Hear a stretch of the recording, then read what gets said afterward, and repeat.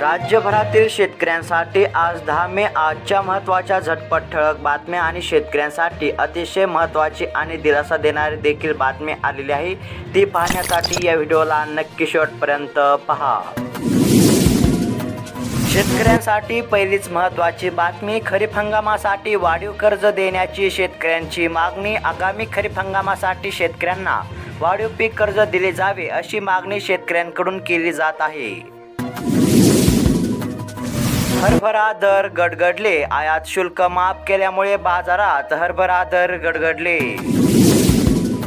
बाजार समितीत सोयाबीनची आवक तिप्पट, दरात ही वाढ, आशा उंचावल्या 4770 रुपये सर्वसाधारण भाव।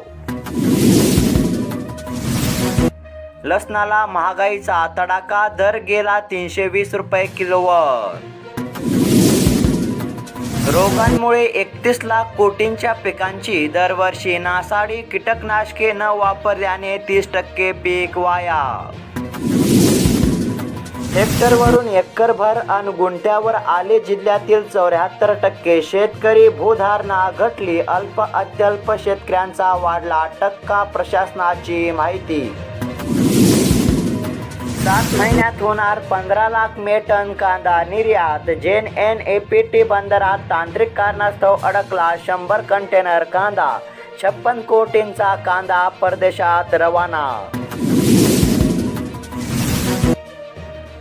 विदर्भात गारपिटीचा इशारा, मराठवाड्यात वादळी पावसाचा अंदाज। राज्यभरातील शेतकऱ्यांसाठी शेवटची आणि पीक विम्यासंदर्भातील अतिशय महत्त्वाची बातमी। सध्या निवडणुकीमुळे आचारसंहिता लागू झालेली आहे, त्यामुळे शेतकऱ्यांना पीक विमा मिळण्यासाठी वाट पाहावी लागत आहे। आता शेतकऱ्यांचा विलंब संपलेला असून आता लवकरच शेतकऱ्यांच्या बँक खात्यावरती पीक विमा जमा होणार असल्याची माहिती सूत्रांनी सांगितलेली आहे। सूत्राच्या माहितीनुसार पीक विमा 25 ते 31 तारखेपर्यंत शेतकऱ्यांच्या खात्यात होणार जमा। तर शेतकरी मित्रांनो, ह्या होत्या राज्यभरातील शेतकऱ्यांसाठी आजच्या महत्त्वाच्या झटपट ठळक बातम्या। अशाच महत्त्वपूर्ण बातम्या रोजची रोज जाणून घेण्यासाठी आताच खाली दिलेल्या सबस्क्राईब बटनला क्लिक करून या चॅनलला नक्की सबस्क्राईब करा। धन्यवाद।